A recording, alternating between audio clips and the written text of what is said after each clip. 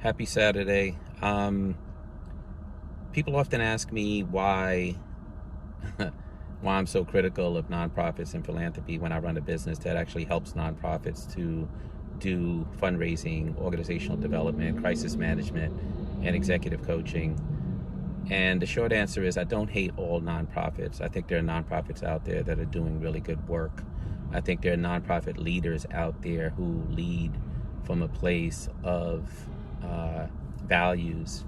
At the same time, I also recognize that there are ways that philanthropy shows up that is toxic. There are ways that leaders of nonprofits show up that are toxic, that don't match with their values.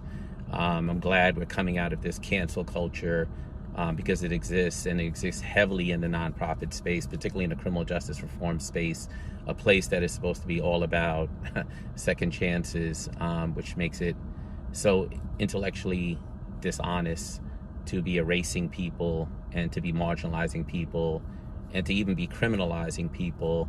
It's a space that is as heavily litigated as any Wall Street firm, to be honest, and it's like the deep, dark, ugly secret of nonprofits that that sort of behavior happens. And it's not about who's at fault.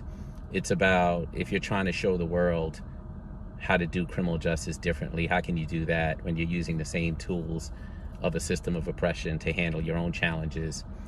And so there's that. And then there's philanthropy. The fact that program officers often behave as if those resources belong to them. The fact that they put particularly small nonprofits led by leaders of color through tremendous hurdles to be able to access resources, sometimes behaving as if those resources belong to them, not returning phone calls, not returning emails, having folks wait for months to be able to submit a proposal, putting them through overly rigorous processes.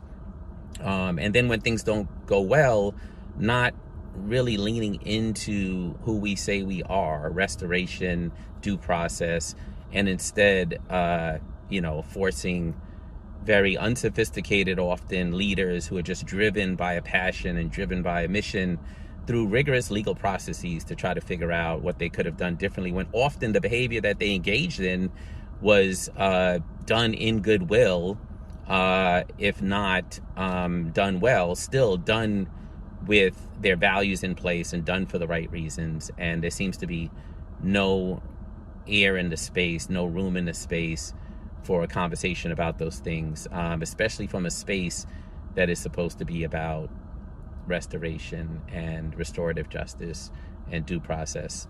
So what I'd like to see, honestly, is that foundations continue to move toward recognizing that often their corpus, their financial standing comes from some wealthy person many, many years ago who not only benefited from the tax benefit of creating a foundation, but also benefited from some sort of exploitation of labor to begin with, if not all-out slavery many, many years ago.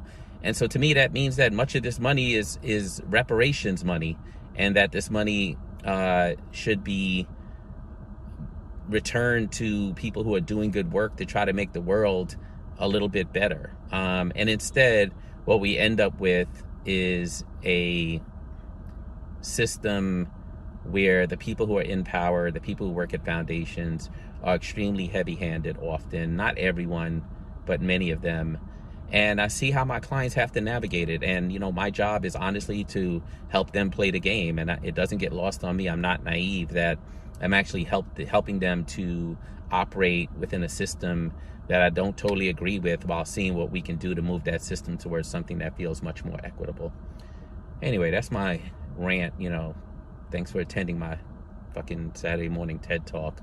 I think I'm going to keep talking because I've been relatively quiet for the last 5 years. And I know there are a lot of people out there that would prefer it that way. That's the other thing. If you're good at what you do in nonprofit, and you're a black leader in particular, and you're articulate, you tend to get marginalized out this space relatively quickly. So it doesn't get lost on me that there's a lot of people out there that rather I keep my fucking mouth shut. But buckle up, because that's not going to happen. Peace.